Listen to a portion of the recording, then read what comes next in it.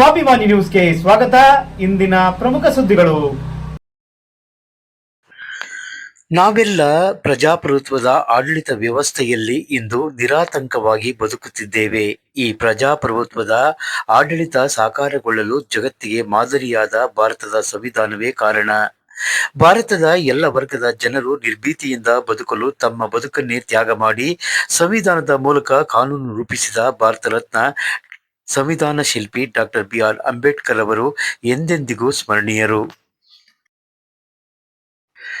ಅವರು ಬರೆದ ಸಂವಿಧಾನ ಕೃತಿ ಇಂದಿನ ಪೀಳಿಗೆ ಹಾಗೂ ಜನಸಾಮಾನ್ಯರು ಓದಲೇಬೇಕು ಎಂಬ ಯೋಚನೆಯೊಂದಿಗೆ ಸಂವಿಧಾನವನ್ನು ಅರ್ಥ ಮಾಡಿಸುವ ನಿಟ್ಟಿನಲ್ಲಿ ಸರಳೀಕರಿಸಿ ತಮ್ಮದೇ ಆದ ಭಾಷೆಯಲ್ಲಿ ಪತ್ರಕರ್ತ ಹಾಗೂ ಲೇಖಕ ಹರ್ಷಕುಮಾರ್ ಕುಗ್ವೆ ರಚಿಸಿದ ನಮ್ಮ ಸಂವಿಧಾನ ಕೃತಿಯನ್ನು ಪರಸ್ಪರ ಸಾಹಿತ್ಯ ವೇದಿಕೆ ಸಾಗರ ತಾಲೂಕು, ವಿದ್ಯಾರ್ಥಿ ಸಾಹಿತ್ಯ ವೇದಿಕೆ ಇವರ ಸಹಯೋಗದೊಂದಿಗೆ ಸಂವಿಧಾನ ಓದು ಅಭಿಯಾನ ಕಾರ್ಯಕ್ರಮದಲ್ಲಿ ನಾಡಿನ ಹಿರಿಯ ಚೇತನ ಸಮಾಜವಾದಿ ಹಿರಿಯ ರಾಜಕಾರಣಿ ದೇವರಾಜು ಅರಸು ಪ್ರಶಸ್ತಿ ಪುರಸ್ಕೃತರಾದ ಡಾಕ್ಟರ್ ಕಾಗೋಡು ತಿಮ್ಮಪ್ಪನವರು ನಮ್ಮ ಸಂವಿಧಾನ ಕೃತಿ ಬಿಡುಗಡೆಗೊಳಿಸಿದರು.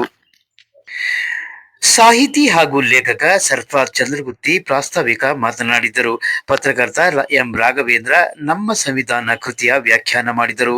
ಕಾರ್ಯಕ್ರಮದಲ್ಲಿ ಶಿವಾನಂದ ಕುಗ್ವೆ, ಹಿರಿಯ ಜಾನಪದ ಕಲಾವಿದ ಟಾಕಪ್ಪ, ದಲಿತ ಮುಖಂಡರಾದ ದೂಗೂರು ಪರಮೇಶ್ವರ, ಸಮಾಜ ಕಲ್ಯಾಣಾಧಿಕಾರಿ ಸುರೇಶ್ ಸಹಾನೆ, ಸತ್ಯನಾರಾಯಣ, ಚಂದ್ರಪ್ಪ ಕಲಸೆ ಮುಂತಾದವರಿದ್ದರು.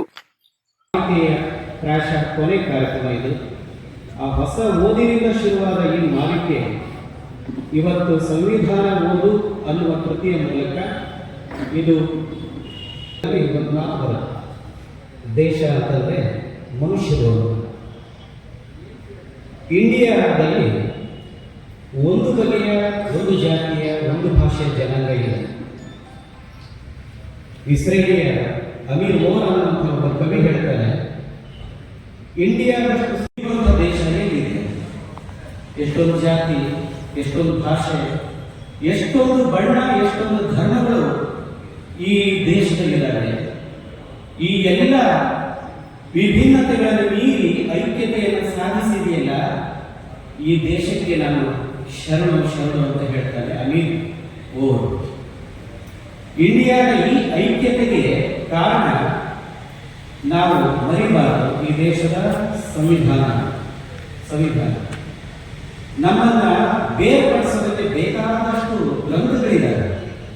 ನಾವು ಕಾರ್ಯಕ್ರಮ ಯಾಕೆ ಮಾಡಬೇಕಾಗಿ ಬಂತು? ಮಾನ್ಯ ತಿಮ್ಮಪ್ಪನವ್ರ ಜೊತೆಲಿ ನಾವು ಮನೇಲಿ ಕೂತು ಮಾತಾಡುವಾಗ, ಶಿವಾನಂದ್ ಜೊತೆಲಿ ಮಾತಾಡುವಾಗ, ಇವತ್ತು ವಿದ್ಯಾವಂತ ಜನ ಎಲ್ಲೋ ಒಂದು ಕಡೆ ಸರಿಯಾದ ಮಾರ್ಗದರ್ಶನ ಇಲ್ಲದೆ ಸಿದ್ಧಾಂತಗಳ ಹಿಂದೆ ಹೋಗಿ ತಮ್ಮ ಭವಿಷ್ಯವನ್ನು ಹಾಳು ಮಾಡಿಕೊಂಡು ದೇಶದ ಭವಿಷ್ಯವನ್ನು ಹಾಳು ಮಾಡುವಂಥ ಸಂದರ್ಭದಲ್ಲಿ ನಾವು ಬಹಳ ಮುಖ್ಯವಾಗಿ ಮಾಡಬೇಕು ಗ್ರಂಥ ಇದೆಯಲ್ಲ, ಈ ಸಂವಿಧಾನ, ಇದು ಕುರಿತಾಗಿ ನಾವು ಕಾರ್ಯಕ್ರಮಗಳನ್ನು ಮಾಡದೆ ಹೋದರೆ ಆಗುತ್ತೆ ಅನ್ನೋದು ನನ್ನಂಥವರ ಅಭಿಪ್ರಾಯ. ಇದು ಜರೂರಾಗಿ ಆಗಬೇಕು. ಈ ಕಾರ್ಯಕ್ರಮ ಮಾಡಿ ನಾನು ಬಂದು ಉದ್ಘಾಟನೆ ಮಾಡ್ತೀನಿ ಅನ್ನುವಂಥ ಮಾತನ್ನು ಸನ್ಮಾನ್ಯ ಕಾಗೋಡು ತಿಮ್ಮಪ್ಪನವರು ಹೇಳಿದ್ದಾರೆ. ಆ ಕಾರಣವಾಗಿ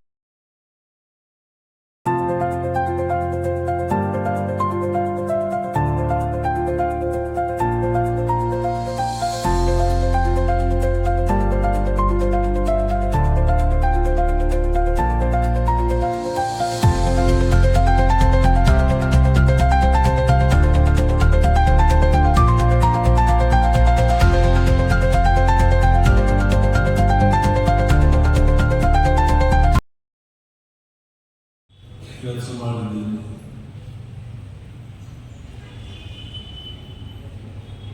ಆ ಅನುಭವ ನನಗೆ ಈಗ ನಗುವಿನ ಹಂಚಿನಿದೆ. ಹಾಗಾಗಿ ನಿಮ್ಮೆಲ್ಲರಿಗೂ ನಾನು ಕೃತಜ್ಞತೆ ಸಲ್ಲಿಸಲು ಇವತ್ತು ಸಂವಿಧಾನವನ್ನು ಓದುವ ಒಂದು ಕೆಲಸಕ್ಕೆ ನಮ್ಮ ಹರ್ಷಕುಮಾರ್ ಕುಗ್ವೆ ಅವರು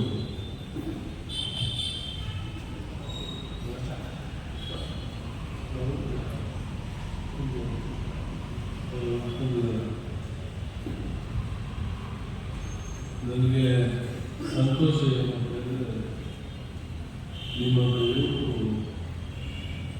ಇಂಥ ಒಳ್ಳೆಯ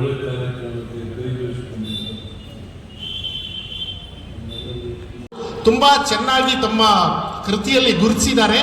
ಈ ಕಾರಣಕ್ಕೆ ನಾನು ಹೇಳ್ತಾ ಇದ್ದೀನಿ, ಇಂಥ ಕೃತಿಗಳು ಇನ್ನಷ್ಟು ಸಂಖ್ಯೆಯಲ್ಲಿ ಹೊರಬರಬೇಕಾಗಿದೆ. ಅದು ವಿದ್ಯಾರ್ಥಿ ಯುವಜನರನ್ನ ಮುಖ್ಯವಾಗಿ ಎಚ್ಚರಿಸುವಂಥ ಒಂದು ನಿಟ್ಟಿನಲ್ಲಿ ಸಂವಿಧಾನದ ವಿರುದ್ಧ ಯಾವೆಲ್ಲ ಪ್ರಯತ್ನ ಅತ್ಯಂತ ವ್ಯವಸ್ಥಿತವಾಗಿ ನಡೆಯುತ್ತಿರುವಂಥ ಹೊತ್ತಿನಲ್ಲಿ ಇಂಥ ಕೃತಿಗಳ ಮಹತ್ವ ಬಹಳ ಮುಖ್ಯ ಇದೆ ಅಂತ ನನಗೆ ಅನಿಸ್ತಾ ಇದೆ. ಈ ಕಾರಣಕ್ಕೆ ಹರ್ಷ ಅವರಿಗೆ ನಾನು ನಿಮ್ಮೆಲ್ಲರ ಪರವಾಗಿ ಈ ಕೃತಿಯನ್ನು ರಚಿಸಿದ್ದಕ್ಕೆ ಧನ್ಯವಾದಗಳನ್ನ ತಿಳಿಸ್ತಾ ಇದ್ದೇನೆ. ಈ ಹರ್ಷ ಅವರ ಈ ಕೃತಿ 141 ಪುಟಗಳಲ್ಲಿದೆ. ಅದನ್ನು 3 ಭಾಗಗಳಾಗಿ 37 ಅಧ್ಯಾಯಗಳಾಗಿ ಅವರು ವಿಂಗಡಿಸಿದ್ದಾರೆ. ಬಾಬಾ ಸಾಹೇಬರಿಗೆ ವಂದನೆಗಳು ಅನ್ನೋ ಅಧ್ಯಾಯದೊಂದಿಗೆ ಈ ಕೃತಿ ಮುಕ್ತಾಯ ಆಗುತ್ತೆ. ತುಂಬಾ ಅತ್ಯಂತ ಸರಳವಾದ ಭಾಷೆಯಲ್ಲಿ ಅವರು ಭಾರತದ ಸಂವಿಧಾನ ಏನು ಅನ್ನೋದನ್ನ ವಿವರಿಸಿದ್ದಾರೆ. ಭಾರತದ ಸಂವಿಧಾನದಲ್ಲಿ ಸಂವಿಧಾನದ ರಚನೆಗೆ ಕಾರಣವಾದ ಅಂಶಗಳು ಯಾವ್ಯಾವುದು ಅನ್ನೋದನ್ನ ವಿವರಿಸಿದ್ದಾರೆ. ಮತ್ತು ಸಂವಿಧಾನದ ರಚನೆಯ ಹಿಂದೆ ಇರತಕ್ಕಂಥ ಚಾರಿತ್ರಿಕ ಮತ್ತು ಸಾಮಾಜಿಕ ರಾಜಕೀಯ ಒತ್ತಡಗಳೇನು ಅನ್ನೋದನ್ನು ಕೂಡ ವಿವರಿಸಿದ್ದಾರೆ. ಸಂವಿಧಾನದ ರಚನೆಯ ಹಿಂದಿರ್ತಕ್ಕಂಥ ವ್ಯಕ್ತಿಗಳು, ಮಹಾನುಭಾವರು ಯಾರು ಅನ್ನೋದನ್ನ ಅವರು ಕೃತಿನಲ್ಲಿ ಹೇಳಿದ್ದಾರೆ. ಸಂವಿಧಾನದ ಕರಡು ಪ್ರತಿ ಡ್ರಾಫ್ಟ್ ಅದು ಯಾವ ರೀತಿ ರಚನೆ ಆಯಿತು, ಎಷ್ಟು ಸಮಯ ಚರ್ಚೆ ಆಯಿತು, ಎಷ್ಟು ವೇಳೆ ಇದರ ಬಗ್ಗೆ ಸಿಟ್ಟಿಂಗ್ ಆಯಿತು ಅನ್ನೋದನ್ನು ತುಂಬಾ ವಿವರವಾಗಿ ತಿಳಿಸ್ಕೊಟ್ಟಿದ್ದಾರೆ. ಇದರ ಜೊತೆಗೆ ಸಂವಿಧಾನದ ರಚನೆಯ ಮತ್ತು ಅದರ ಸ್ವರೂಪದ ಒಂದು ಸಮಗ್ರತೆಯನ್ನ ಈ ಒಂದು ಕೃತಿಯಲ್ಲಿ ಅವರು ಕಟ್ಟಿಕೊಟ್ಟಿದ್ದಾರೆ. ಸಂವಿಧಾನದ ಮೂಲ ತತ್ವಗಳೇನು ಅನ್ನೋದನ್ನ ಹೇಳಿದ್ದಾರೆ. ಇದರಲ್ಲಿ ಬಹಳ ನನಗನ್ಸೋದು, ಅವರು ಯಾವುದೇ ಒಬ್ಬ ಪ್ರೊಫೆಸರ್ಗಳನ್ನ ಅಥವಾ ಅಕಾಡೆಮಿಕ್ ಇವರನ್ನ ದೃಷ್ಟಿಯಲ್ಲಿ ಇಟ್ಕೊಂಡು ಈ ಕೃತಿಯನ್ನ ರಚಿಸಿಲ್ಲ. ಅವರು ಉದ್ದೇಶಪೂರ್ವಕವಾಗಿ ಸಾಧಾರಣವಾಗಿ ಈ ಸಂವಿಧಾನ ಕಾನೂನು ಅಂದ್ಕೂಳೆ ವಿದ್ಯಾರ್ಥಿಗಳ ಮನಸ್ಸಲ್ಲಿ ಒಂದು ಬರುತ್ತೆ, ಇದು ನಮಗಲ್ಲ, ಈ ಸಂವಿಧಾನ ಅಂದ್ರೆ ಇದು ಬರೀ ವಕೀಲರಿಗೆ ಸಂಬಂಧಪಟ್ಟಿದ್ದು, ಇದು ಯಾರೋ ರಾಜಕೀಯದಲ್ಲಿರೋರಿಗೆ ಸಂಬಂಧಪಟ್ಟಿದ್ದು, ಇದು ನಮಗೆ ಸಂಬಂಧಪಟ್ಟಿದ್ದಲ್ಲ ಅಂತ. ಆದರೆ ಈ ಒಂದು ಕೃತಿಯಲ್ಲಿ ಹರ್ಷ ಅವರು ತುಂಬಾ ಸರಳವಾಗಿ ಹೈಸ್ಕೂಲ್ ವಿದ್ಯಾರ್ಥಿಗಳಿಗೆ ಮತ್ತು PU ವಿದ್ಯಾರ್ಥಿಗಳಿಗೂ ಕೂಡ ಅರ್ಥವಾಗುವ ರೀತಿಯಲ್ಲಿ ವಿಷಯವನ್ನು ಮಂಡಿಸಿರೋದು ಈ ಒಂದು ಕೃತಿ ಬಹಳ ಮುಖ್ಯ ಆಗುತ್ತೆ ಅಂತ ನನಗೆ ಅನಿಸ್ತಾ ಇದೆ. ಆದ್ರಿಂದ ನಾನು ಇಲ್ಲಿ ನೆರೆದಿರ್ತಕ್ಕಂಥ ವಿದ್ಯಾರ್ಥಿಗಳಿಗೆ ಹೇಳೋದು ಅಂದ್ರೆ, ನೀವು ಸ್ವಲ್ಪ ಗಮನವಿಟ್ಟು ಆಸಕ್ತಿ ವಹಿಸಿ ಓದಿದ್ರೆ ನಿಮಗೆ ಇದರಲ್ಲಿ ಭಾರತದ ಸ್ವಾತಂತ್ರ್ಯ ಚಳವಳಿಯ ಇತಿಹಾಸ ಗೊತ್ತಾಗುತ್ತೆ. ಆ ಕಾಲಘಟ್ಟದ ಸಾಮಾಜಿಕ ರಾಜಕೀಯ ಬಿಕ್ಕಟ್ಟುಗಳು, ಸ್ಥಿತ್ಯಂತರ ಇದೆಲ್ಲ ಪರಿಚಯ ಆಗುತ್ತೆ. ಸೊ ಒಂದು ಕೃತಿಯನ್ನ ಓದು ಅಂತ ಹೇಳಿದ್ರೆ ನಿಮಗೆ ಅಂತ ಒಂದು ಸಿದ್ಧತೆ ಬೇಕಾಗುತ್ತೆ. ಆ ಎಲ್ಲ ಸಿದ್ಧತೆಗಳನ್ನ ಈ ಒಂದು ಕೃತಿ ನಿಮಗೆ ಆವಾಗ ಆಗುವ ಒಂದು ಸಾರ್ಥಕ ಭಾವನೆಗೆ ಸಾಟಿ ಇಲ್ಲ.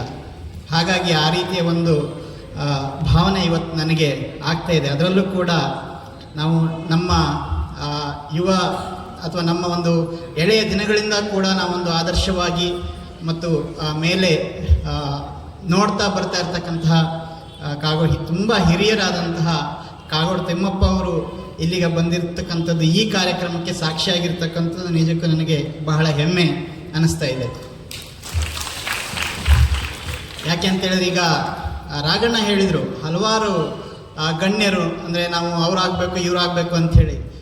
ಹೌದು, ಎಲ್ಲರೂ ಕೂಡ ನಮ್ಮ ಆದರ್ಶಗಳೇ. ಆದರೆ ನಮ್ಮದೇ ಆದಂಥ ನಮ್ಮ ಸಾಗರದಂತಹ ಊರಲ್ಲಿ ಹುಟ್ಟಿ ಒಂದು ಸಾಮಾನ್ಯ, ನಮ್ಮ ಥರದೇ ಒಂದು ಸಾಮಾನ್ಯ ಒಂದು ಕುಟುಂಬದಲ್ಲಿ ಹುಟ್ಟಿ ನಂತರದಲ್ಲಿ ಇಡೀ ರಾಜ್ಯ ತಿರುಗಿ ನೋಡ್ತಕ್ಕಂತಹ ಒಬ್ಬ ರಾಜಕಾರಣಿಯಾಗಿ, ಒಂದು ಧ್ವನಿಯಾಗಿ, ಅದರಲ್ಲೂ ಕೂಡ ಇವತ್ತು ನೀವು ಬಹುಶಃ ಕೆಲವ್ರಿಗೆ ಗೊತ್ತಿರಲಿಕ್ಕಿಲ್ಲ, ಯಾವುದೋ ಊರಲ್ಲಿ ಹೋದರೆ ಅಲ್ಲಿ ಕಾಗೋಡು ತಿಮ್ಮಪ್ಪ ಅವರ ಹೆಸರಲ್ಲಿ ಒಂದು ಬಡಾವಣೆಯನ್ನು ಯಾವುದೋ ಜಾತಿಯ ಜನ ಇಡ್ತಾರೆ. ಅಥವಾ ನಾನು ಕಾರವಾರ ಹೋಗಿದ್ದೆ, ಅಲ್ಲಿ ಜನ ಹೇಳ್ತಾರೆ, ಕಾಗೋಡು ತಿಮ್ಮಪ್ಪನವರಿಂದ ನಮಗೆ ಈ ಹಕ್ಕು ಸಿಕ್ತು, ನಮ್ಮ ಒಂದು ತಾಂಡಗಳು ಕಂದಾಯ ಭೂಮಿಗಳಾದವು ಅಂತೇಳಿ. ಇವತ್ತು ಯಾಕೆ ಒಬ್ಬ ಕಾಗೋಡು ತಿಮ್ಮಪ್ಪನವರು, ಯಾಕಂತಂದ್ರೆ ನನ್ನಂತ ಒಬ್ಬ ಹಿಂದುಳಿದವನು ಇಷ್ಟು ಜಬರಸ್ತಾಗಿ ಮಾತಾಡ್ತೀನಿ ಅಂದ್ರೆ ಅದಕ್ಕೆ ಸಂವಿಧಾನ ಕಾರಣ, ಕಾಗೋಡು ತಿಮ್ಮಪ್ಪನವ್ರ ಕಾರಣ. ಯಾವತ್ತೂ ನಾವು ಮರಿಬಾರ್ದು. ಸಂವಿಧಾನದ ತಳಹದಿಯಲ್ಲಿ ಇವತ್ತು ದೇಶದ, ರಾಜ್ಯದ ಎಲ್ಲ ನಾಯಕರು ಕೂಡ ಸಂವಿಧಾನವನ್ನು ಅಳವಡಿಸಿಕೊಂಡು ಜನರಿಗೆ ಹಕ್ಕುಗಳನ್ನು ಕೊಡ್ತಾ ಇದ್ದಾರೆ. ಅದಕ್ಕೆ ಮುಖ್ಯ ಕಾರಣ ಮಹಾನ್ ಮಾನವತಾವಾದಿ ಅಂಬೇಡ್ಕರ್ ಕಾರಣ. ಅದನ್ನು ಸರಳವಾಗಿ ಇವತ್ತಿನ ಯುವಜನರಿಗೆ ಉಣಬಡಿಸಲಿಕ್ಕೆ ಬರೆದಂತ ಅಶೋಕ್ ಕುಮಾರ್ ಕುಗ್ವೆ ಅವರು ಸಾಹೇಬರು ಹೇಳಿದರು, ಕಾವಡು ತಿಮ್ಮಪ್ಪನವರು. ಅಶೋಕ್ ಕುಮಾರ್ ನಾನು ನೋಡಿದೆ ಇವತ್ತು ಯಾರು ಅಂತ ನನಗೆ ಕೇಳಿದ್ರು ಕಿವಿಯಲ್ಲಿ. ಶಿವಾನಂದ್ ಕುಗ್ವೆ ಅವರ ಮಗ ಬೆಂಗಳೂರಲ್ಲಿ ಪತ್ರಕರ್ತರಾಗಿ ಬರಹಗಾರರಾಗಿ ಅಲ್ಲಿದ್ದಾರೆ ಅಂತ ನಾನು ಹೇಳಿದೆ. ಬಹಳ ಸಂತೋಷಪಟ್ಟರು ಕಾವಡು ತಿಮ್ಮಪ್ಪನವರು. ಯಾಕೆ ಗೊತ್ತಾ, ನಮ್ಮಂತ ಹಿಂದುಳಿದ ವರ್ಗದ ಒಬ್ಬ ವಿದ್ಯಾರ್ಥಿ ಪತ್ರಕರ್ತನಾಗಿ ಬರಹಗಾರನಾಗಿ ಬೆಂಗಳೂರಿನಲ್ಲಿ ಬದುಕನ್ನು ಕಟ್ಟಿಕೊಂಡು ಇಂಥ ನಮ್ಮ ಸಂವಿಧಾನವ ಸರಳ ರೀತಿಯಲ್ಲಿ ಪ್ರಿಂಟ್ ಮಾಡಿ ಇವತ್ತು ಸಾಗರದ ನಮ್ಮೆಲ್ಲ ವಿದ್ಯಾರ್ಥಿಗಳಿಗೆ ಹಂಚಲಿಕ್ಕೆ ಬಂದಾರಲ್ಲ, ಇದು ಒಂದು ಮಹತ್ ಕಾರ್ಯ. ಇಂಥ ಕಾರ್ಯವನ್ನ ನಾವು ನೀವೆಲ್ಲರ ಬಳಸಿಕೊಂಡು ಮುಂದಿನ ದಿನದಲ್ಲಿ ನಮ್ಮ ಯುವ ಜನಾಂಗಕ್ಕೆ ಹೆಚ್ಚು ಅನುಕೂಲ ಆಗುವಂತ ಈ ಸಂವಿಧಾನ, ಇದನ್ನ ಎಲ್ಲ ವಿದ್ಯಾರ್ಥಿನಿಯರು, ನಮ್ಮ ಅಧ್ಯಾಪಕ ವೃಂದರಿಗೂ ನಾನು ಮನವಿ ಮಾಡ್ತೇನೆ. ಎಲ್ಲ ಇದ್ದಾರೆ ಇಲ್ಲಿ, ಸತ್ಯನಾರಾಯಣ ಇದ್ದಾರೆ, ಸರ್ಫರಾಜ್ ಇದ್ದಾರೆ, ಬೇರೆ ಬೇರೆ ಬಂದಂತ ಎಲ್ಲ ಪ್ರಾಂಶುಪಾಲರು ಲೆಕ್ಚರ್ಸ್ಗಳು ಇದ್ದಾರೆ. ನೀವೆಲ್ಲರೂ ಕೂಡ ಮಕ್ಕಳಿಗೆ ಇದನ್ನ ಹೆಚ್ಚನ್ನು ತಿಳಿ ಹೇಳಬೇಕು. ಈ ಸಂವಿಧಾನದ ಬಗ್ಗೆ ತಿಳಿ ಹೇಳಿದರೆ ನಮ್ಮ ಮಕ್ಕಳು ಇನ್ನೂ ಉತ್ತಮ ವಿದ್ಯಾವಂತರಾಗ್ತಾರೆ, ಬರಹಗಾರ ಆಗ್ತಾರೆ, ಬೇರೆ ಬೇರೆ ಹಂತದಲ್ಲಿ ಉದ್ಯೋಗವನ್ನು ಹಿಡಿತಾರೆ. ಯಾವತ್ತೂ ಕೂಡ ಮರಿಬಾರದು ಅಂತ ಹೇಳ್ತಾ ಹೆಚ್ಚು ಸಮಯ ತಗೊಳ್ಳಲ್ಲ. ಅವಕಾಶ ಕೊಟ್ಟಿದ್ದಕ್ಕೆ ಧನ್ಯವಾದಗಳು. ನಮಸ್ಕಾರ. ಹೈಕೋರ್ಟಿನ ನಿವೃತ್ತ ನ್ಯಾಯಾಧೀಶರಾಗಿರ್ತಕ್ಕಂಥ ನಾಗಮೋಹನ್ ದಾಸ್ ಅವರ ಈ ವೇದಿಕೆಯಲ್ಲಿ ಅವರ ಭಾಷಣವನ್ನು ಕೇಳಿದ್ವಿ. ಕಾಗೋಡು ತಿಮ್ಮಪ್ಪನವರು ಜೊತೆಗಿದ್ರು. ಸಂವಿಧಾನ ಓದುವಂಥ ಕಾರ್ಯಕ್ರಮವನ್ನು ಅಲ್ಲಲ್ಲೇ ನಾವು ಪ್ರಗತಿಪರ ಸಂಘಟನೆಗಳೆಲ್ಲ ಮಾಡ್ತಾ ಇರೋ ಸಂದರ್ಭದಲ್ಲಿ ಸಾಗರದಲ್ಲಿ ಕೂಡ ಮಾಡಬೇಕು ಅಂತ ಆಯಿತು. ಆವಾಗ ನಮಗೆ ನಾಗಮೋಹನ್ ದಾಸ್ ಅವರು ಭಾಳ ಅದ್ಭುತವಾದ ಭಾಷಣಕಾರರು ಮತ್ತು ತುಂಬ ಡೆಪ್ತ್ ಇರೋ ಅಂಥ ಒಬ್ಬ ಮಹಾನ್ ಮೇಧಾವಿ ಕೂಡ, ಹೈಕೋರ್ಟ್ ನಿವೃತ್ತ ನ್ಯಾಯಾಧೀಶರು. ಅವರು ಇಲ್ಲಿ ತುಂಬ ಸರಳವಾಗಿ ಅವತ್ತು ನಮ್ಮ ಸಂವಿಧಾನದ ಬಗ್ಗೆ ಮಾತಾಡಿದರು. ಅದನ್ನು ಕೇಳಿದ್ದು ನನಗೆ ಇವತ್ತಿಗೂ ನೆನಪಾಗ್ತಾ ಇದೆ. ಅವರೇ ಒಂದು ಸಂವಿಧಾನ ಪುಸ್ತಕನ ಕೂಡ ತಂದಿದ್ದಾರೆ. ನಾನು ಮೊದಲು ಓದಿದ್ದು ಅವರೇ, ಕನ್ನಡದಲ್ಲಿ ಸಂವಿಧಾನ ಪುಸ್ತಕನ ಓದಿದ್ದೀನಿ. ಅದರ ನಂತರ ಇತ್ತೀಚೆಗೆ ಹರ್ಷ ಒಂದು ಸಂವಿಧಾನ ಪುಸ್ತಕ ಬರೆದ, ಇದರ ಮೊದಲನೇ ಎಡಿಷನ್. ಅದು ಉತ್ತರ ಕನ್ನಡ ಜಿಲ್ಲೆಯಲ್ಲಿ ನಿಂಬಾಳ್ಕರ್ ಅಂತ ಒಬ್ಬರು ಡಾಕ್ಟ್ರು, ಅವರು MP ಕ್ಯಾಂಡಿಡೇಟ್ ಆಗಿದ್ರು, ಕಾಂಗ್ರೆಸ್ ಪಕ್ಷದ ಕ್ಯಾಂಡಿಡೇಟ್ ಆಗಿದ್ರು. ಅವರು ಅದನ್ನು ಸಾವಿರಾರು ಅಂದರೆ ಮನೆಗೆ ನಾನು ಸಂವಿಧಾನ ಪುಸ್ತಕ ಹಂಚ್ತೀನಿ ಅಂತ ಹಂಚಿದ್ರು. ಅದು ಹರ್ಷನ ಒಂದು ಇದು ಸಂಪುಟನೆ. ಅಲ್ಲಿ ಪ್ರಥಮವಾಗಿ ಅದು ಇಡೀ ಉತ್ತರ ಕನ್ನಡ ಜಿಲ್ಲೆಯಲ್ಲಿ ಇದಾಯಿತು. ಚುನಾವಣೆ ಸಂದರ್ಭದಲ್ಲಿ, ಪಾರ್ಲಿಮೆಂಟ್ ಚುನಾವಣೆ ಸಂದರ್ಭದಲ್ಲಿ ಅದು ಅವರ ಇಡೀ ಟೀಮ್, ಕನ್ನಡ ಪ್ಲಾನೆಟ್ ಏನು ಪತ್ರಕರ್ತರ ಟೀಮ್ ಇದೆಯಲ್ಲ